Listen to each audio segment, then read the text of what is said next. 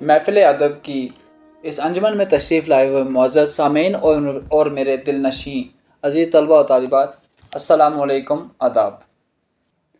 आज का हमारा मौजू गज़ल है। तो इसी गज़ल की मुनासबत से आज हम गज़ल की तारीफ़, गज़ल का आगाज़ व इर्तिका पढ़ने जा रहे हैं। इससे कबल हमारा हिस्सा नसर जो था, दास्तान, नावल, अफसाना, इंशैया और हाका, ये पाँचों जो हैं, पाँचों यूनिट हमारे कंप्लीट हो चुके हैं। तो इसके बाद अब हमारा जो नया मौजू है वो हिस्सा शायरी से है। और हिस्सा शायरी में सबसे पहले हमारे पास गज़ल आती है। तो चलिए आज हम गज़ल का जो मौजू है इसके हवाले से हम बात करते हैं और साथ ही गज़ल के जो मतन है उस मतन की तदरीस करते हैं और इसको समझते हैं गज़ल की तारीफ़ क्या है और गज़ल का आगाज़ और इर्तिका कैसे हुआ, कब हुआ और क्यों कर हुआ। इन तमाम सवालों के जवाब, इन तमाम चीज़ों को आज हम इस गज़ल के दायरे में पढ़ने जा रहे हैं। तो चलो शुरू करते हैं फिर गज़ल। लफ़्ज़ गज़ल के माना हैं महबूब से बातें करना, औरतों की बातें करना, औरतों से बातें करना। इससे मालूम हुआ कि बुनियादी तौर पर गज़ल में इश्किया बातें बयान की जाती हैं, लेकिन आहिस्ता आहिस्ता गज़ल में और तरह के मज़ामीन भी दाखिल होते गए और आज ये कहा जा सकता है कि गज़ल में तकरीबन हर तरह की बातें बयान हो सकती हैं। शायद यही वजह है कि गज़ल आज भी उर्दू की सबसे ज़्यादा मकबूल सिन्फ़ सुख़न है। कहा जाता है कि गज़ल की इब्तिदा कसीदे से हुई। कदीम अरबी शायरी में कसीदे के शुरू में कुछ इशार माशूक की याद में या मौसम बहार की आमद वगैरह पर लिखे जाते थे। इन अशार को तशबीब कहा जाता है। तशबीब के मज़ामीन पर मबनी अशार कसीदे के अलावा आज़ादाना तौर पर भी कहे जाने लगे और इस तरह गज़ल वजूद में आई।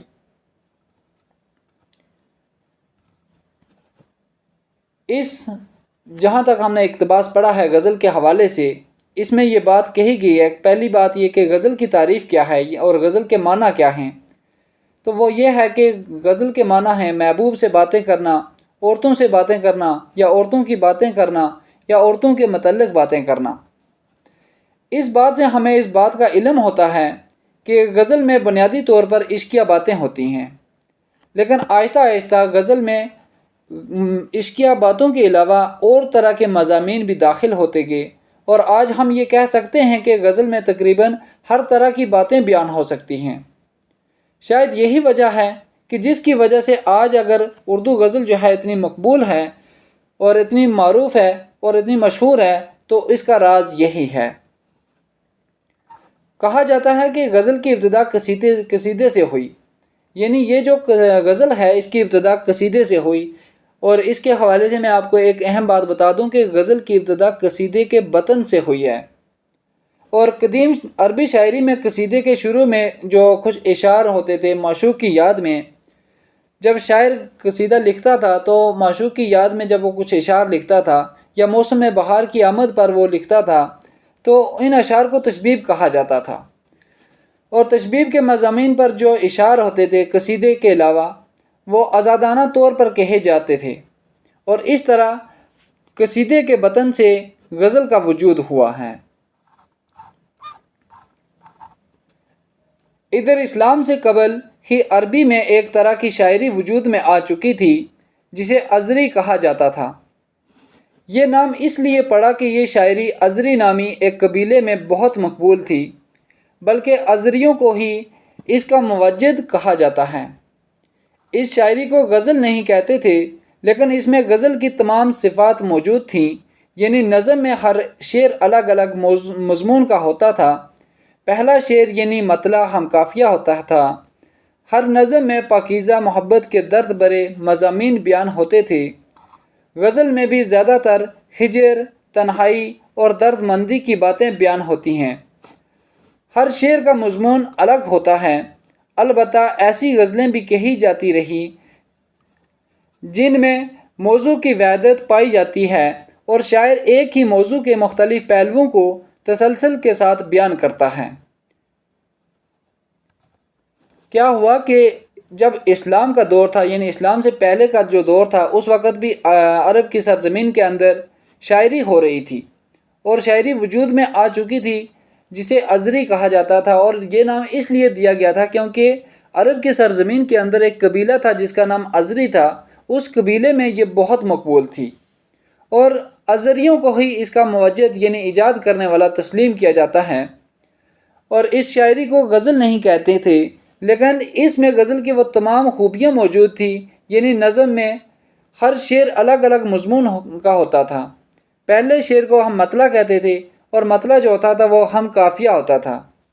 ہر نظم میں پاکیزہ محبت کے درد برے مضامین بیان ہوتے تھے، اور غزل میں بھی زیادہ تر ہجر، تنہائی اور درد مندی کی باتیں بیان ہوتی تھیں، اور ہر ایک شعر جو تھا غزل کا، اس کا مضمون الگ ہوتا تھا۔ البتہ ایسی غزلیں بھی اس وقت کہی جاتی رہیں جن میں موضوع ایک ہی ہوتا تھا اور اسی کے دائرے پر رہ کر غزل لکھی جاتی تھی، اور شاعر ایک موضوع کے مختلف پہلوؤں کو تسلسل کے ساتھ بیان کرتا تھا۔ اس طرح غزل کو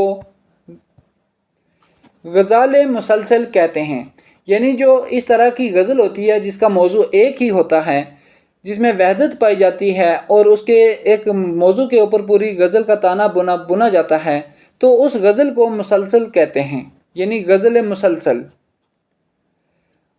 غزل تمام دنیا کی شاعری میں لاسانی اور سب سے زیادہ لچک دار صنف سخن ہے۔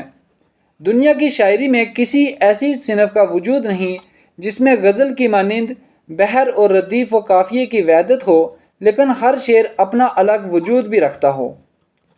یعنی دنیا کے اندر غزل جو ہے اس کا ایک الگ ہی مقام ہے، اس کا اپنا ایک الگ ہی مرتبہ ہے، اور یہ ایک ایسی صنف سخن ہے جو دوسری اصناف سے ایک اپنی شان جو ہے، اپنا جو اس کا رعب ہے، وہ دوسری تمام اصناف سے الگ ہے۔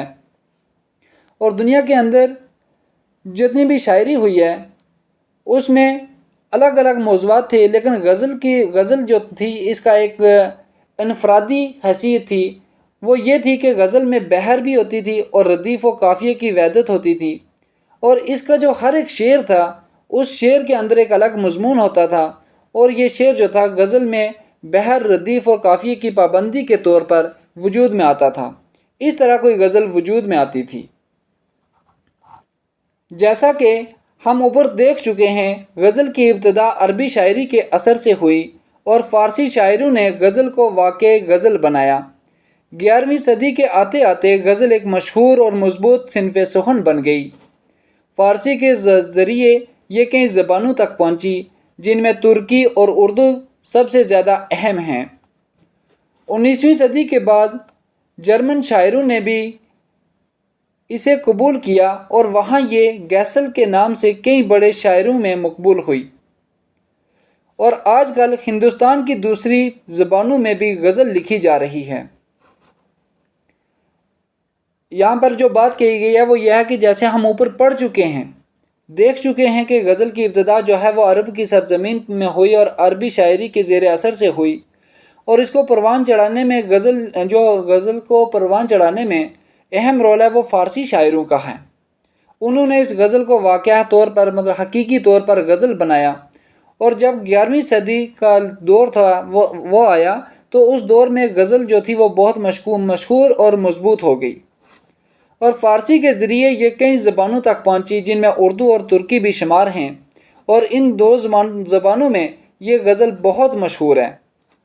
19ویں صدی میں جو بعض جرمن شاعر تھے انہوں نے بھی اسے قبول کیا، اور وہاں اس کا نام جو تھا یہ گیسل رکھا گیا، اور کئی بڑے شاعروں میں یہ جو تھی یہ مقبول ہو گئی۔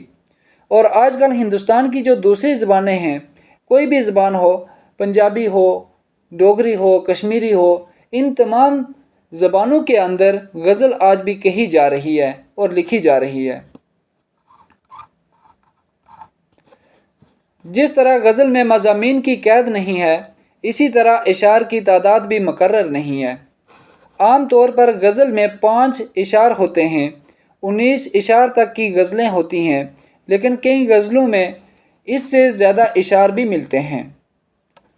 اب کیا ہے کہ جس طرح غزل میں آپ نے پیچھے دیکھا کہ غزل جو ہوتی ہے اس کا ہر ایک شعر الگ مضمون کا حامل ہوتا ہے، اس کے اندر ایک الگ مضمون ہوتا ہے، ایک شعر سے دوسرا شعر جدا ہوتا ہے۔ اسی طرح کیا ہوتا ہے کہ اس کے اشعار کی تعداد بھی کوئی مقرر نہیں کی گئی۔ عام طور پر غزل میں کم سے کم 5 اشعار کا ہونا لازمی ہوتا ہے، اور زیادہ جو ہیں وہ 19 تک ہوتے ہیں جو لمبی غزلیں ہیں، لیکن اس کے باوجود بھی ہمیں بہت سی غزلیں ایسی ملتی ہیں جن کے اشعار جو ہیں وہ 19 سے زیادہ ہوتے ہیں۔ غزل کا پہلا شعر مطلع کہلاتا ہے۔ مطلع کہتے ہیں طلوع کو، یعنی کسی چیز کا نکلنا، شروعات ہونا۔ تو غزل کا آغاز ہوتا ہے تو غزل کا شعر جو ہوتا ہے پہلا، اسے مطلع کہتے ہیں۔ اس کے دونوں مصرے ہم قافیہ و ہم ردیف ہوتے ہیں۔ جس طرح غزل کے اشعار کی تعداد مقرر نہیں ہے، اسی طرح مطلوع کی تعداد بھی مقرر نہیں ہے۔ اگر غزل میں دوسرا مطلع بھی ہو تو اس کو حسن مطلع یا زیب مطلع کہتے ہیں۔ غزل کے آخری شعر میں شاعر اپنا تخلص استعمال کرتا ہے، اس شعر کو مقطع کہتے ہیں۔ مقطع کہتے ہیں قطع کرنا، ختم کرنا، اور جب شاعر اپنی غزل کو ختم کرتا ہے تو وہ اپنے مختصر سے نام کو اس شعر کے اندر ڈال دیتا ہے، اسے ہم مقطع کہتے ہیں۔ غزل کا جو سب سے اچھا شعر ہے اسے بیت الغزل یا شاہ بیت کہتے ہیں، اور یہ غزل کا سب سے خوبصورت شعر ہوتا ہے جس کی وجہ سے غزل مشہور ہو جاتی ہے۔ تو اس لحاظ سے میں آپ کو ایک شعر بتاتا ہوں، علی سردار جعفری کا ہے کہ تیرے ماتھے کا یہ آنچل بہت ہی خوب ہے لیکن، تیرے ماتھے کا یہ آنچل بہت ہی خوب ہے لیکن، تو اس آنچل کا ایک پرچم بنا لیتی تو اچھا تھا۔ ایسا شعر ہوتا ہے کہ جس کی وجہ سے غزل مشہور ہو جاتی ہے، اسے شاہ بیت کہتے ہیں۔ جس غزل میں ردیف نہ ہو یعنی دف نہ ہو اور صرف قافیے ہوں اس کو غیر مردف کہتے ہیں، یعنی ایسی غزل جس کے اندر کوئی ردیف نہ ہو، صرف قافیے ہی ہوں، اس کو غیر مردف کہتے ہیں۔ وہ بحر اور ردیف و قافیہ جس کے لحاظ سے غزل کہی جاتی ہے اسے غزل کی زمین کہتے ہیں، یعنی غزل کے لیے ایک بحر ہوتی ہے، پوری غزل اسی بحر میں کہی جاتی ہے، اور ردیف و قافیہ جو ہوتا ہے یہ غزل کے لیے ضروری ہوتا ہے، اور غزل کی پاسداری کے لیے یعنی غزل کا لحاظ رکھا جاتا ہے، اور جس میں یہ غزل جو ہوتی ہے، غزل کے آخر میں جو ہوتی ہیں قافیہ ردیف، ان کو کیا کو کہتے ہیں؟ غزل کی زمین۔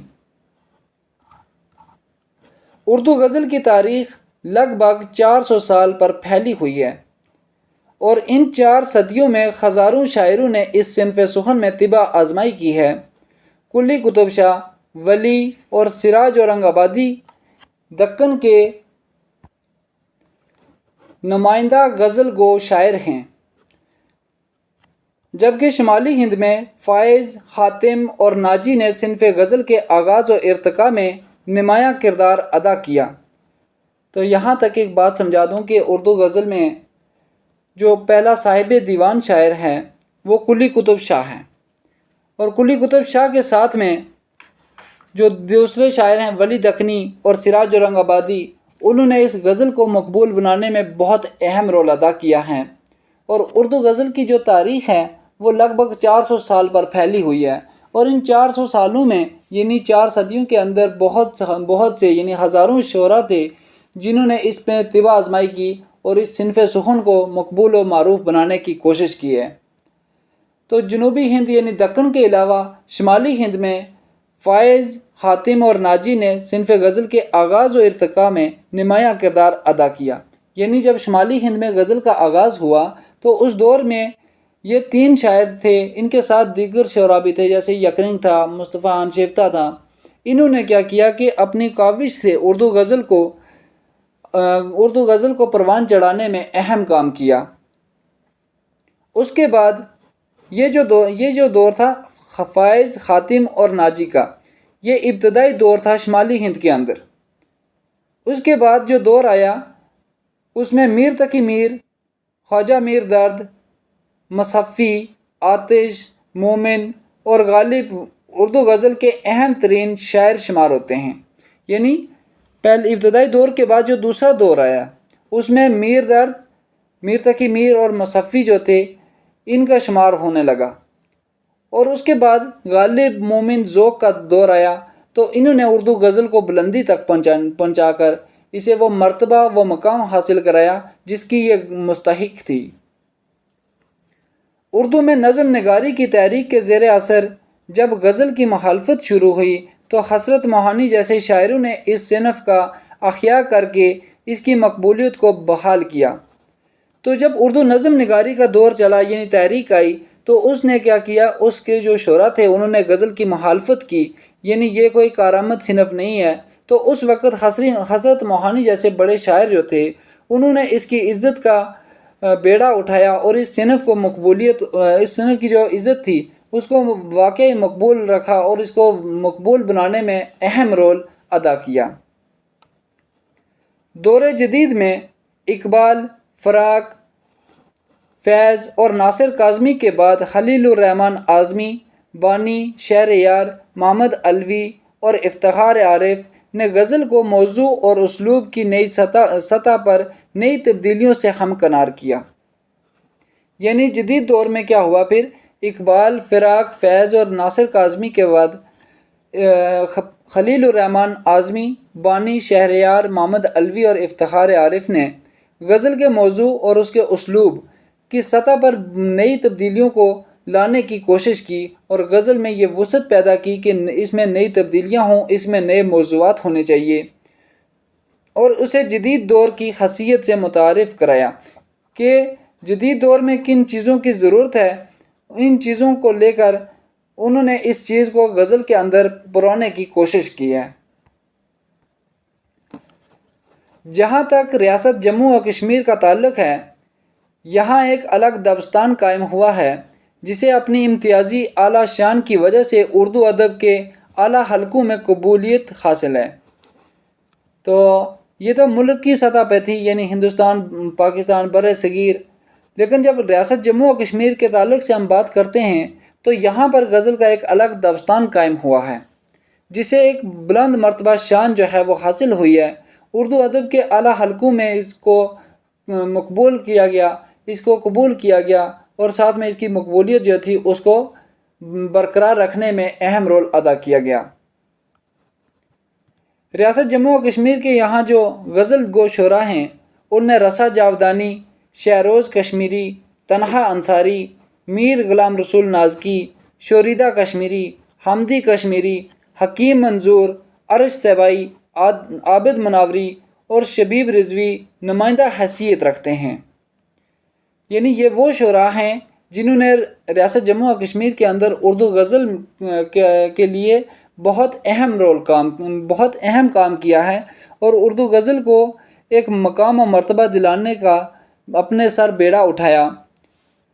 اور اس کے بعد جب نیا دور یعنی جدید بعد جدیدیت یعنی 1980 کے بعد جو دور آیا اس میں جو غزل گو شعراء تھے ان میں پرتپال سنگھ بیتاب، رفیق راز، رخسانہ جبین، شفق سوپوری، فرید پروتی، نذیر احمد، نذیر آزاد اور نگہت نظر قابل ذکر ہیں۔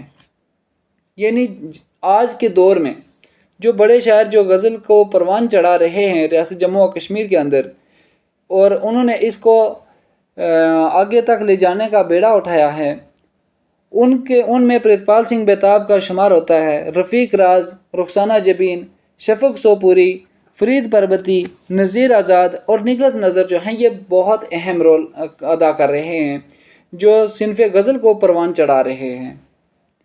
یہ تھا ہمارا موضوع اردو غزل جو 10ویں جماعت کا ایک اہم موضوع ہے حصہ شاعری میں سے۔ تو مجھے امید ہے آپ کو سمجھ آئی ہوگی۔ تو اللہ حافظ۔